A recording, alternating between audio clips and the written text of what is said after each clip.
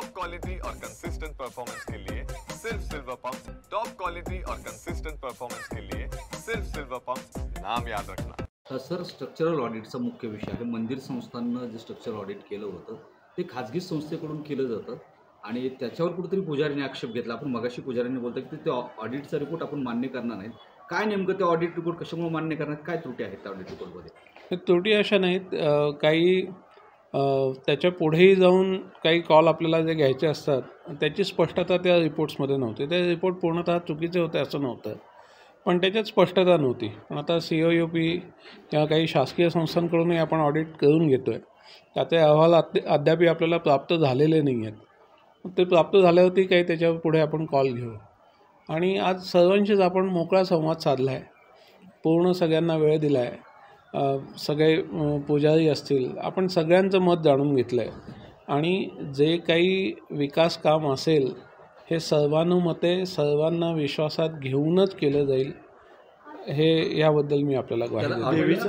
देवीचा जो गाभारा आहे आणि शिखर जो ऑडिट स्ट्रक्चरल रिपोर्ट आला, हो, पुन्हा नव्यानं स्ट्रक्चरल ऑडिट होणार आहे त्याचं? नाही, स्ट्रक्चर मी जसं म्हटलं काही ऑडिटचे रिपोर्ट्स अजून प्रलंबित आहेत, ते आल्यावरती आम्ही त्याच्याबद्दल कॉल घेऊ। पण एवढं मी निश्चित म्हणेन की सिमेंटचं बांधकाम झालेलं आहे। भूकंपाच्या काळात काही त्याचा भाग पडला होता आणि तो तात्पुरत्या स्वरूपात सिमेंटचा वापर करून पुनर्बांधणी त्याच्यात करण्यात आली। त्याच्यामुळे मूळ मंदिरावरती त्याचा भार वाढलेला आहे आणि तडे गेलेले आहेत हे निश्चित। पण आता ते स्टेबल आहे, पण सुदैवानं अतिशय वेळात ते लक्षात आलेलं आहे आपल्या, आणि त्याच्याप्रमाणे शास्त्रीय उपाययोजना केल्या जातील। आता त्याच्याप्रमाणे एस्टिमेट्स तयार करणं, त्याची ड्रॉइंग्स तयार करणं, हा सगळ्या प्रक्रियेला आता आजच्या माझ्या व्हिजिटमुळे चालना मिळालेली आहे। आणि हे सगळं करून आपण हे सगळं माननीय मंत्री माननीय शेलार साहेबांसमोर आपण हे सगळं मांडू। आवश्यकता पडल्यास माननीय मुख्यमंत्र्यांपर्यंत पण हे मांडू। श्री तुळजाभवानी महाराष्ट्राचं कुलदैवत आहे असं म्हटलं तर ते वावगं ठरणार नाही। त्याबद्दलचे जे काही निर्णय असतील ते सर्वानुमते सर्वांशी चर्चा करूनच घेतले जातील आणि जे निर्णय घेतले जातील त्याला शास्त्रीय आधार असेल आणि हा शास्त्रीय आधार सर्वांपर्यंत पोहोचवला जाईल। सर, त्या स्ट्रक्चरल ऑडिटच्या बाबतीत एक गोंधळाची परिस्थिती अशी आहे की हे ऑडिट करताना पुरातत्व विभागाकडूनच ऑडिट केलं जातं असं सांगितलं जातं, सांगितलं गेलं, माध्यमाने सांगितलं की मग तशा पद्धतीनं सगळा प्रोपगंडा राबवला गेला।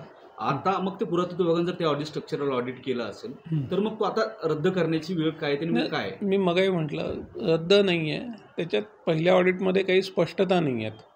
आता ती क्लॅरिटी आपण सेकंड ऑडिटमधून घेतो आहे आणि हे अतिशय कॉम्प्लेक्स स्ट्रक्चर आहे। अनेक वेळा हे पाडलं गेलं, आक्रमणं झाली आहे त्याच्यावरती आणि हे बांधलंही गेलं। त्याच्यामुळे आपण जी जुनी मंदिरं बघतो 1 गोमध्ये बांधली गेलेली आहे, आपल्या दुर्दैवानं त्या अवस्थेत आज हे मंदिर नाही आहे। खूप तुकड्या तुकड्यात आपण कॅलिडिओस्कोप बघतो तसं आज मंदिराचं स्वरूप आहे। परंतु एक शास्त्रशुद्ध निर्णय घेणं की आपल्याला गाभारा कोणत्या स्वरूपात जतन करायचं आहे, आपल्याला मंडप कोणत्या स्वरूपात जतन करायचं आहे, हे सगळा निर्णय आपण अभ्यासाअंतीच घेणार असू आणि याच्यासाठी 2-3 ऑडिट्स करावी लागली तरी काही हरकत नाही। मंदिराची आज पाहणी करण्यात आली, त्यानंतर आपली बैठक झाली दीर्घकाळ। नेमकी काय चर्चा झाली आणि काय पुढचं आराखड्याचं स्वरूप कसं असणार आहे, किती याचा कालावधी असणार? आपल्या सर्वांना कल्पना आहे की आई तुळजाभवानीचं मंदिर जे आहे त्याचं जीर्णोद्धार करायचं आपण ठरवलं होतं। त्या अनुषंगाने मंदिर संस्थांनी निधी उपलब्ध करून दिला आणि ही पूर्ण प्रक्रिया आपण पुरातत्व विभागाच्या माध्यमातून करतो आहे। आपलं मंदिर हे राज्य संरक्षित स्मारक आहे, त्यामुळे कुठली गोष्ट करताना नियम कायद्याचा विचार करूनच केलं जातं। आपण सुरुवातीला त्याचा आराखडा तयार करून घेतला, नंतर मग त्याला पुरातत्व विभागाने मान्यता दिली आणि टेंडरिंग करून आता सध्या काम चालू आहे। काम करत असताना पहिलं आपण जे केलं ते दगडावरती ज्या टाईल्स लावल्या होत्या ग्रॅनाईटच्या किंवा मार्बलच्या, त्या पहिल्या काढण्यात आल्या। ते काढल्यानंतर लक्षात आलं की बऱ्याच ठिकाणी दगडांना क्रॅक्स आहेत आणि आपला जो मूळ गाभारा आहे, गर्भगृह जे आहे, तिथे असं लक्षात आलं की शिखराच्या खाली शिखराचं वजन ज्या तुळांवरती आहे, ज्या बीमवरती आहे, 4 पैकी 2 बीम आहेत त्या क्रॅक झालेल्या आहेत। त्यामुळे आपण स्ट्रक्चरल ऑडिट तसं करून घेतलं। त्याच्यात काही प्रश्न असल्यामुळे फायनल रिपोर्ट द्यायला थोडासा वेळ लागला, परंतु आता त्यांचा अंतिम अहवाल त्यांनी दिला। पण सुरुवातीलाच त्यांनी सांगितलं होतं की जे आपलं शिखर आहे, जुनं शिखर एक वेगळं वीट आणि चुन्याचं होतं आणि त्याच्यावरती कॉन्क्रीटचं एक शिखर जे आहे ते नंतर बांधण्यात आलं. ओरिजिनल प्लॅनिंगमध्ये ते नव्हतं, नंतर बांधण्यात आलं आणि कदाचित त्या सिमेंट कॉन्क्रीटच्या दगडाच्या वजनामुळे नवीन शिखराच्या हे तडे गेले असू शकतील.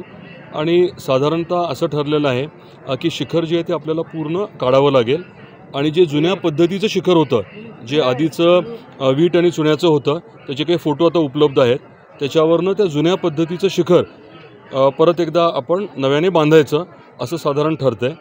आणि हे करत असताना भिंती ज्या आहेत मंदिराच्या त्या कदाचित काढाव्या लागणार नाहीत असं आत्ता प्रथमदर्शनी वाटतं आहे. पण शिखर काढल्यानंतर त्या भिंतींचा देखील अभ्यास केला जाईल आणि गरज पडली तर त्या भिंती देखील काढून नंबरिंग करून परत ते दगडं लावले जातील. आणि